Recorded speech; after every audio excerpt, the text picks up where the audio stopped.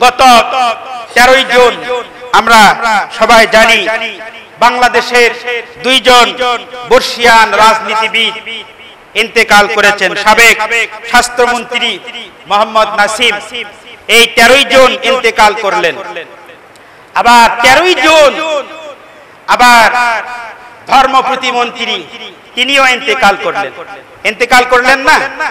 এই যে ইন্তেকাল করলেন, সারা পৃথিবীতে আলোড়ন ছড়িয়ে গেছে এই দুইটি মানুষের মৃত্যু। আমাদের মাননীয় প্রধানমন্ত্রী তার বক্তব্যে তিনি বলেছেন যে আমি আমার বিশ্বস্ত সহযোদ্ধাদেরকে আমি হারালাম, আমার বিশ্বস্ত সহযোদ্ধা তাদেরকে হারালাম।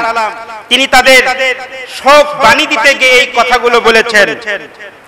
এই যে মানুষগুলো আল্লাহ রাব্বুল আলামিন তাদেরকে এই পৃথিবীতে প্রেরণ করেছিলেন, কি দায়িত্ব দিয়েছিলেন, কি কাজ দিয়েছিলেন, আর কি কাজ তারা করে গেছেন আমরা সকলেই জানি। আমি কয়েকটি বিষয় আপনাদের কাছে উত্থাপন করব। আমরা সকলেই জানি আল্লাহ পাকের বিধান হলো যদি কোনো মুমিন ব্যক্তি ইন্তেকাল করে তাহলে তার মৃত্যুর সংবাদ শুনে পড়তে হয় ইন্না লিল্লাহি ওয়া ইন্না ইলাইহি রাজিউন।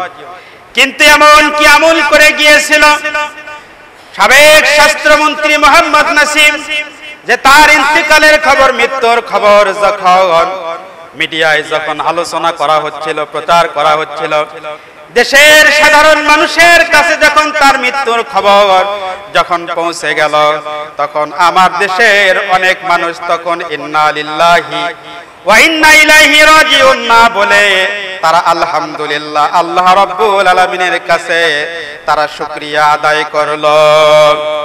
কি আমল করেছিল? একজন সাধারণ মানুষও যদি মৃত্যুবরণ করে, তার মৃত্যুবরণের খবর যখন সাধারণ মানুষেরা যখন শুনতে পায়, সকলেই বলে ইন্না লিল্লাহি ওয়া ইন্না ইলাইহি রাজিউন। কিন্তু একজন দেশের এত বড় খ্যাতিমান রাজনীতিবিদ যখন ইন্তেকাল করলো, তার ইন্তেকালের পরে কেন মানুষেরা আল্লাহ পাকের শুকরিয়া আদায় করলো? শুকরিয়া আদায় করেনি? অনেকে শুকরিয়া আদায় করেছে। শুকরিয়া কেন? এখন তো সব কিছু ভাই নিয়ম কানুন উল্টা পাল্টা হয়ে গেছে। উল্টা পাল্টা হয়ে গেছে, উল্টা পাল্টা হয়ে গেছে। একজন মানুষ মারা যাওয়ার পরে শোক প্রকাশ করতে হয়, ইন্না লিল্লাহি ওয়া ইন্না ইলাইহি রাজিউন বলতে হয়, দুঃখ প্রকাশ করতে হয়, তার জন্য ক্ষমা প্রার্থনা করতে হয়, জান্নাত কামনা করতে হয়। এটাই আল্লাহর নবী শিক্ষা দিয়েছেন। কিন্তু আমরা এখন এমন শিক্ষা পেয়ে গেলাম যে মানুষ মারা গেলে মিষ্টি বিতরণ হয়। মিষ্টি বিতরণ হয় না? মিষ্টি বিতরণ হয় কেন? মানুষ মারা গেলে কেন মিষ্টি বিতরণ হবে? এটা কি আনন্দের দিন? এটা কি আনন্দের দিন? তাহলে মিষ্টি কেন বিতরণ করে? এই পদ্ধতি কারা শুরু করেছিল? মানুষ মারা গেলে লাশের উপরে আনন্দ ফুর্তি করা, উল্লাস করা, মিষ্টি বিতরণ করা, এই কাজগুলো শাহবাগীরা করেছে। সেই দিন সরকার শাহবাগীদের এই কর্মকাণ্ড সরকার ধিক্কার জানায়নি, নিন্দা করেনি। সরকার শাহবাগীদেরকে উৎসাহ দিয়েছে, তাদেরকে অর্থ দিয়েছে, পুলিশ প্রোটেকশন দিয়ে তাদেরকে নিরাপত্তার সাথে তাদের কর্মসূচি বাস্তবায়ন করার সুযোগ করে দিয়েছে। যার কারণে শাহবাগীরা মানুষ মারা যাওয়ার পরে তারা মিষ্টি বিতরণ করেছে, আনন্দ করেছে, উল্লাস করেছে। তাদেরই লোকজন আজকে যখন মৃত্যুবরণ করছে, আজকে আবার দেখেন কিছু সংখ্যক লোক ইন্না লিল্লাহি ওয়া ইন্না ইলাইহি রাজিউন না বলে তারা আলহামদুলিল্লাহ বলতেছে। তাহলে জাতি হিসেবে, আমূল হিসেবে, কৃষ্টি কালচার হিসেবে আমরা কি অনুশীলন করতেছি, কি কাজ করতেছি? আর আমাদের পরবর্তী প্রজন্ম, আমাদের ছেলে মেয়েরা যারা এই পৃথিবীতে আসবে, পরবর্তী যারা নেতৃত্ব দেবে, তাদের অবস্থা আরো কি হবে? এই জন্য দেখেন বহু বছর আগে কবি বলে গিয়েছেন, যেদিন তুমি এসেছিলে ভবে, কেঁদেছিলে তুমি, হেসেছিল সবে, এমন জীবন করিও গঠন, মরিয়াও হাসিবে তুমি, কাঁদিবে ভুবন। কবি বলেছেন, যেদিন তুমি এই পৃথিবীতে এসেছিলে কেঁদেছিলে তুমি, হেসেছিল ভাবে তুমি, সেই দিন কান্নাকাটি করেছিলে। মায়ের পেট থেকে যেদিন আমরা এই দুনিয়ায় এসেছিলাম আমরা সবাই কান্নাকাটি করেছিলাম। সেই দিন আমাদের আব্বা আম্মা, আমাদের পরিবার পরিজন, আমাদের দাদা দাদি, নানা নানি, আত্মীয় স্বজন, পাড়া প্রতিবেশী আমাদের কান্নার পরেও তারা সেদিন হেসেছিল। এই জন্য কবি বলেছেন, এমন জীবন করিও গঠন, মরিয়া হাসিবে তুমি, কাঁদিবে ভুবন।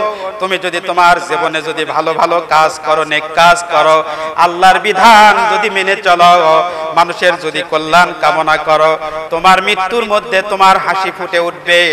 আর তোমার মৃত্যুর মধ্যে গোটা জাতি সেদিন কান্নাকাটি করবে। সবাই বলুন মারহাবা। তো আমরা সেই জীবন আমরা গঠন করতে পারিনি, যার কারণে এই হতাশা, এই দুঃখ, এই দুর্দশা মানুষের মধ্যে বিরাজ করছে। আপনারা আবার মনে করেন না যে আমি তাদের দুর্নাম করতেছি, তাদেরকে অভিশাপ দিচ্ছি, বিষয়টি এরকম নয়। আমরা আল্লাহ পাকের কাছে দোয়া করি, আল্লাহ পাক যেন তার এই বান্দাদেরকে ক্ষমা করে দেন, তাদেরকে যেন মাফ করে দেন। কিন্তু আল্লাহ পাক কোরআনের মধ্যে কি বলেছেন? আল্লাহ রাব্বুল আলামিন বলেন, ফামান ইয়ামাল মিসকালা যাররাতিন খায়রান ইয়ারা ওয়া মান ইয়ামাল মিসকালা যাররাতিন শাররান ইয়ারা। আল্লাহ রাব্বুল আলামিন বলেন, কেউ যদি অনুপরিমাণ, একেবারে ক্ষুদ্রাতি ক্ষুদ্র পরিমাণ যদি ভালো কাজ করে, সেও তার আমলনামায় দেখতে পাবে। আবার কেউ যদি অনুপরিমাণ, একেবারে ক্ষুদ্রাতি ক্ষুদ্র, একেবারে নগণ্য ছোট্ট, যেটা খালি চোখ দিয়ে দেখা যায় না, কোনো যন্ত্রের সাহায্য ছাড়া, এমন ক্ষুদ্রাতি ক্ষুদ্র যদি অনুপরিমাণ যদি খারাপ কাজ করে, আল্লাহ পাক বলেন তিনিও তার আমলনামায় এই ক্ষুদ্রতি খারাপ কাজটি সে দেখতে পাবে।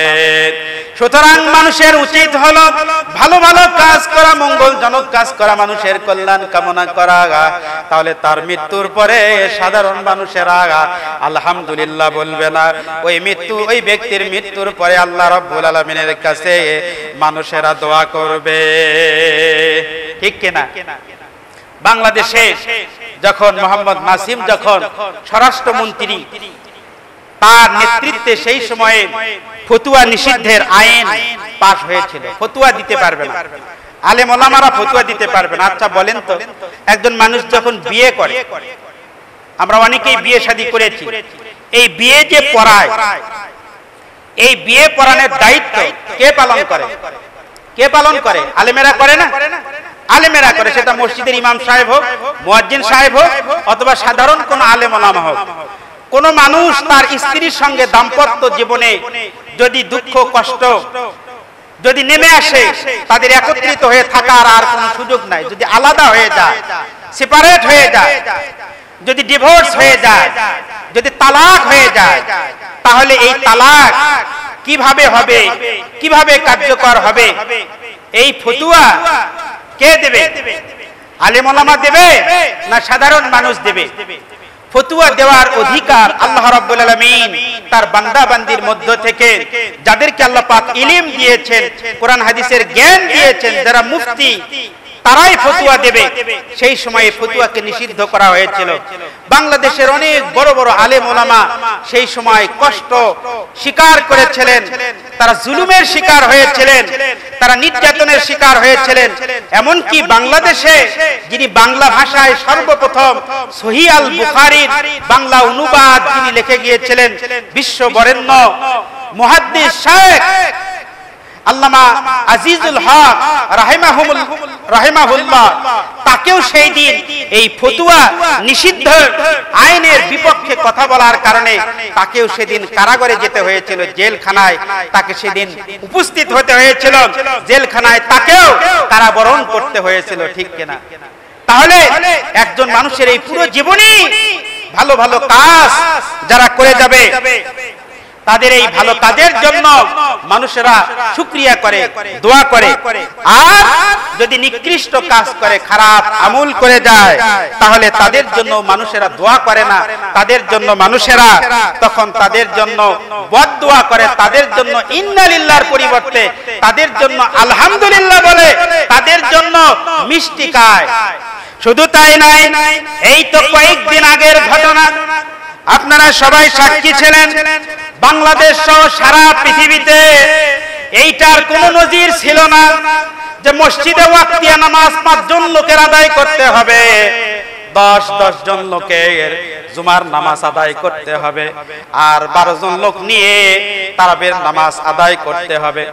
ঈদগাহ মাঠে ঈদের সালাত আদায় করা যাবে না, মসজিদে ঈদগাহ মাঠের নামাজ আদায় করতে হবে। এই যে সিদ্ধান্ত ইবাদতের ক্ষেত্রে ধর্ম প্রতিমন্ত্রী সেদিন দিয়েছিল করোনার ভয়ে, আল্লাহর ভয়ে এই সিদ্ধান্ত দেয়নি, দিয়েছিল করোনার ভয়ে। আল্লাহ পাকের কি নীলা খেলা, আল্লাহ পাকের কি কাজ, কি নিদর্শনের মধ্যে নিহিত রয়েছে। আল্লাহ পাক পুরো মুসলমানদেরকে জানিয়ে দিলেন, দেখো করোনার ভয়ে আমার ইবাদত বন্দেগীকে তুমি সংকুচিত করে দিলে, কিন্তু করোনা থেকে তুমি রেহাই পেলে না, ওই করোনার কাছে তোমাকে হাজির হতে হলো। ঠিক কিনা? ঠিক কিনা? আল্লাহর নবী বলেছেন 7 শ্রেণীর মানুষ আরশে আজিমের নিচে জায়গা পাবে, যেই দিন আরশে আজিম ছাড়া আর অন্য কোন জায়গায় কোন ছায়া পাওয়া যাবে না, আরশে আজিমের ছায়া ছাড়া আর কোন জায়গা পাওয়া যাবে না। তার মধ্যে একটা শ্রেণী হলো রাজুলুন কলবুহু মুআল্লাকুন ফিল মাসাজিদ। আল্লাহর নবী বলেন তার মধ্যে একটা শ্রেণীর লোক হলো রাজুলুন কলবুহু মুআল্লাকুন ফিল মাসাজিদ। আল্লাহ পাকের ওই সমস্ত মুমিন বান্দা যাদের হৃদয়ে মসজিদের দিকে লটকানো থাকে, যারা মসজিদে এক ওয়াক্ত সালাত আদায় করে আর অপেক্ষা করতে থাকে কখন পরের ওয়াক্তের সালাত আদায় করা হবে, কখন মুয়াজ্জিন আযান দেবে, তখন আবার মসজিদে উপস্থিত হয়ে আমি আল্লাহর সামনে দাঁড়িয়ে আমি সিজদা করব, সালাত আদায় করব। আল্লাহর নবী বলেন এইরকম মানুষের, যে মানুষগুলোর মন মসজিদের দিকে লটকানো থাকে, কিয়ামতের দিন কোটি কোটি মানুষের মধ্য থেকে আল্লাহ রাব্বুল আলামিন এমন বান্দা বান্দীদেরকে আল্লাহ পাক আরশে আজিমের নিচে জায়গা করে দেবেন। সবাই বলে সুবহানাল্লাহ। কিন্তু ধর্মমন্ত্রী এমন নিয়ম করে দিয়ে গেল, আল্লাহর যত বড় পরহেজগার বান্দাই হোক, ওই 5 জন 10 জন 12 জন মানুষের মধ্যে যদি না থাকে, আল্লাহ পাকের এই বান্দা মসজিদে আসতে পারেনি, সালাত আদায় করতে পারেনি। আল্লাহ পাকের পরহেজগার বান্দা যদি আল্লাহর সামনে যদি নিজের ঘরের মধ্যে থেকে আল্লাহর কাছে যদি দোয়া করে হাত তুলে, তাহলে এই যে দোয়া, এই যে বদদোয়া, আল্লাহ রাব্বুল আলামিন এই পরহেজগার বান্দা বান্দির দোয়া কখনো ফেরত দেন না। সবাই বলেন সুবহানাল্লাহ। ইবাদত আল্লাহ পাকের সন্তুষ্টি অর্জনের জন্য করতে হবে। আপনারা কি কষ্ট পাচ্ছেন? কষ্ট পাচ্ছেন বাস্তব, আমি তো মিথ্যা কথা বলতেছি না। আপনি কে? এত বড় চিন্তা আপনার মাথায় কে ঢুকে দিল যে 5 জনেই নামাজ পড়তে হবে, 10 জনেই নামাজ পড়তে হবে, 12 জনেই পড়া লাগবে? এই চিন্তা কোন মাসালার থেকে, কোন কিতাব থেকে আপনি দিলেন? হুজুরেরা তো খেলাপ করলে সব মাসালা তখন একদিকে দিয়ে দেয়, একদিকে দেয় না? খেলাপ করলে হুজুরেরা তখন মনে করেন যে সরকার যেদিকে মাসালা চায় হুজুরেরা ওই দিকেই মাসালা দিয়ে দেয়। কে আপনাকে এই থিওরি দিয়ে দিল 5 জনের বেশি নামাজ পড়া যাবে না? তখন তো সবে মাত্র করোনা শুরু। আর এখনকার অবস্থা কি? একদিনে 4000 লোক আক্রান্ত, একদিনেই 4000 লোক আক্রান্ত, 16 দিনেই 50,000 লোক আক্রান্ত। আর তখন তো পুরো বাংলাদেশ মিলে 5 জন 7 জন 8 জন 10 জন লোক আক্রান্ত হচ্ছিল। তখন আপনি নিয়ম করে দিলেন 5 জনের বেশি নামাজ পড়া যাবে না। তারপরে মানুষেরা মেনে নিল। আল্লাহ পাক মেনে নিয়েছেন? আল্লাহ পাক মেনে নেননি। করোনার ভয়ে এত কিছু মানুষকে নিয়ে চিন্তা করলেন, একটা বারো চিন্তা করলেন না এই নামাজ আল্লাহ রাব্বুল আলামিন বান্দার জন্য ফরজ করেছেন, সেই নামাজ থেকে আমি কিভাবে একজন ধর্ম মন্ত্রণালয়ের দায়িত্ব পেয়ে আল্লাহর বান্দাদেরকে মসজিদ থেকে আমি দূরে রাখি। তারপরে পুলিশের যে অত্যাচার ইমামদের পেছনে, হায় হায় কি ফোন, মনে করে মসজিদের ইমামরা কত বড় একটা আসামি হয়ে গেছে। মসজিদে পুলিশে এসে পাহারা দেয়, কয়েকজন লোক নামাজ পড়তেছে, আর ওই বাজারে হাজার হাজার লোক গায়ের সঙ্গে গা মনে করেন ঘিস লাগে বাজার করতেছে, ওখানে একটা পুলিশও নাই। এমন অবস্থা 5 জন যখন ছিল তখন ছিল না। এই জন্য ভাই, ফামান ইয়ামাল মিসকালা যাররাতিন খায়রান ইয়ারা ওয়া মান ইয়ামাল মিসকালা যাররাতিন শাররান ইয়ারা। কেউ যদি অনুপরিমাণ ভালো কাজ করে তাহলে তার আমলনামায় এই ভালো কাজ দেখতে পাবে। কেউ যদি অনুপরিমাণ মন্দ কাজ করে, পাপ কাজ করে, তাহলে তার আমলনামায় এই অনুপরিমাণ খুব ছোট ছোট পাপ কাজগুলো তার আমলনামায় দেখতে পাবে।